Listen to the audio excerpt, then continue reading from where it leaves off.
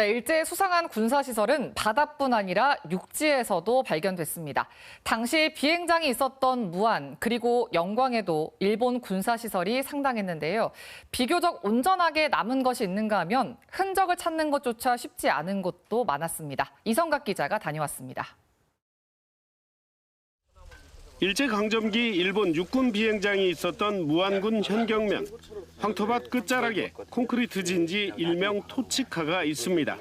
벽면 두께가 50cm가 넘을 정도로 두텁지만 급하게 공사한 흔적도 보입니다.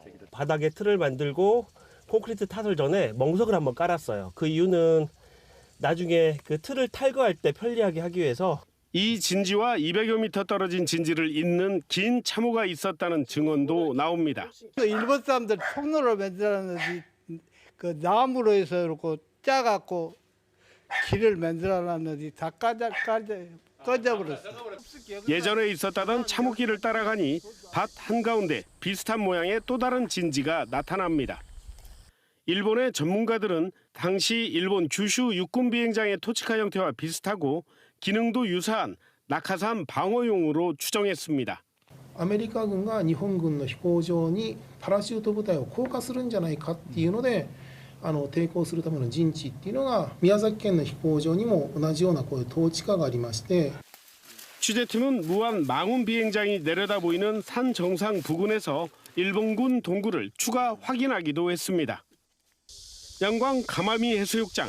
바위 절벽 한쪽에 수풀을 헤치고 들어가자 작은 동굴이 모습을 드러냅니다. 1945년 일본군 154단이 작성한 진지 배치도에 나온 수류탄 진지입니다. 충분히 서서 걸어갈 수 있을 정도로 다 높았다니까요. 야, 여기도 상당히 짚어갖고 우리는 안 달 정도예요. 지도에 기록된 또 다른 진지는 원전 공사로 지형이 바뀌었거나 원전 내부여서 확인이 어려운 곳도 있었습니다. 그 제일 낮은 지역에서 우측으로 보면 나무가 이렇게 좀 형성된 게 있죠. 네, 있네요. 그 위치가 동굴 위치예요. 영광 지역은 취재팀이 확인한 가마미 해수욕장 외에도 법성포 인근의 해안 진지 3곳과 2차 방어선인 대규모 내륙 진지도 있었던 것으로 추정됩니다.